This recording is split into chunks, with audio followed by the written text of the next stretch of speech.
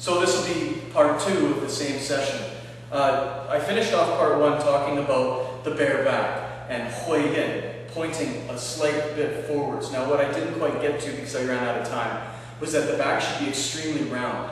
In stand tall like the monkey, the back should be very straight. I mean, I got a big bulky uniform on, but if I'm going to stand tall like the monkey pose, my back should appear quite straight, not rounded and curved. Quite straight, okay?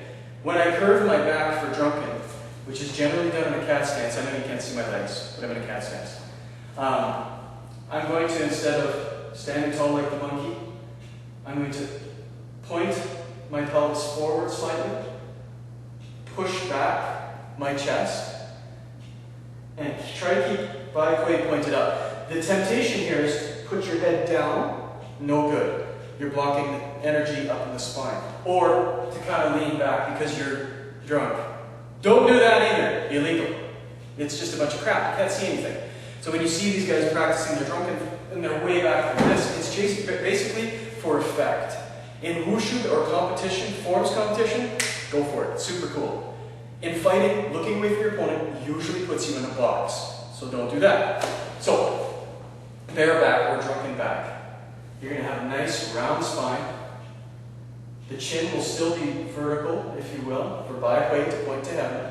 And you'll extend the arms out as though you had something large and round, like a ball or perhaps a barrel in front of you. Okay? So that's the basics. So now I'm going to just rip back through those quick stances, but in drunken. So horse stance, as we saw earlier, 50-50, very straight and tall. In drunken, I'm going to tilt the same way with the arms out. Now it's important to note that the arms are not for balance. I'm not holding them out as counterbalances. I have to be holding myself with my abdomen, okay? So that's the drunken horse, if you will. Generally it's done on the side. You don't fight people this way in a horse stance, they'll kick you in the balls. So, number 2, bow stance. The standard orthodox-ish bow stance versus the drunken bow stance, which, well, we'll drunkify this one a little bit. There's actually another bow stance used in drunken, but you'll get your round ball in front of you, and you'll lean slightly forward on this one. Okay? And this can be tipped. We'll talk about the tipping in just a minute. The third one, cat stance, we already did. Crane stance, it's just a cat stance, but your legs in the air. Okay, those are the same stances. Now, tipping. Hold on one second while I get a big long stick.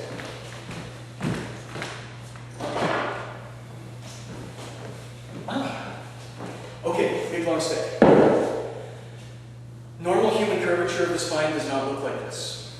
So, stand tall like the monkey, we're attempting to get it to look like this. Ish. Nothing's absolute, okay?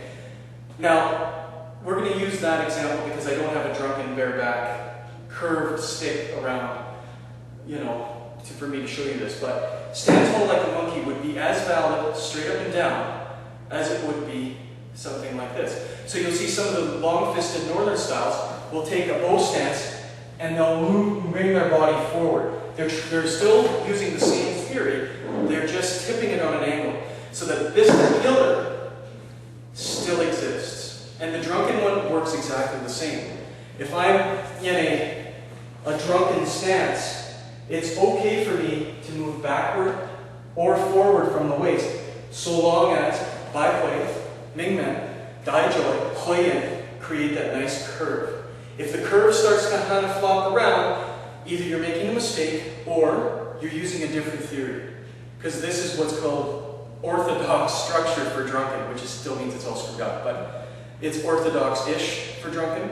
There's also something called reverse structure, which we won't hit on this particular video, but we'll do it another time. So, those are the 2 big structures. Alright. Now, a couple of other really basic things so that you can kind of take the stances and practice. First thing, of course, everybody wants to do the cup fist.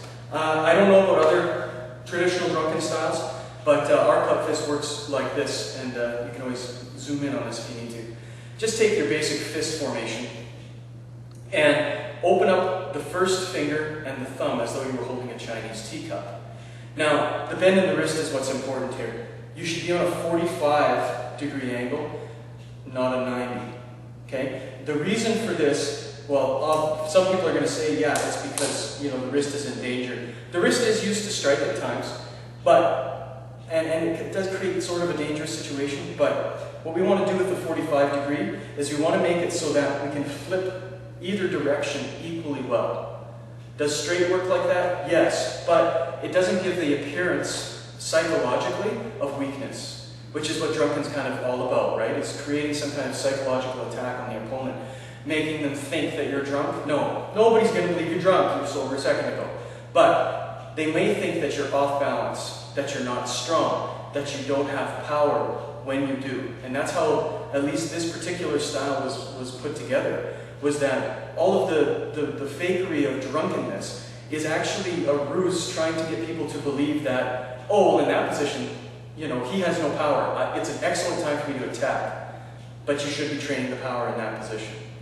Or he appears to be too grounded. He's stuck on the ground. It's a good time to attack. It's a good time to jump on him. But you're safe because you've practiced tumbling immortal fist, which is one of our Drunken sets. That's the idea. It's not really trying to trick people into thinking that you're drunk, because like I said earlier, you were sober a second ago when the guy picked the fight with you. So, oh, I'm drunk, honest. No one's going to believe it. It's all about feigning weakness. This creates that psychological advantage of weakness. Okay? So 45 degrees, not 90, unless it's on purpose. If I'm punching at the 45 and I want to hit with the wrist, it's okay for me to change my angle very slightly. I'll do it downwards so you can kind of see me. Change my angle slightly and bend the wrist to 90 so that I've got something there to do the hitting with. Okay? Hopefully that sort of makes sense-ish. Basic technique. Orthodox Kung Fu, once again. The first technique that generally students learn as far as striking is called the black tiger punch, or some people call it a reverse punch, or a corkscrew punch, or whatever. So from a bow stance, a horse stance, how about that? One arm out, fists closed, and the punch is fired. Now, things to remember about the orthodox punch. One must go out at the same time the other comes in. You're not going to be doing something like punching and pulling back afterwards. You're going to want to have both of them punching at the same time. One pulling just as hard as the other is pushing.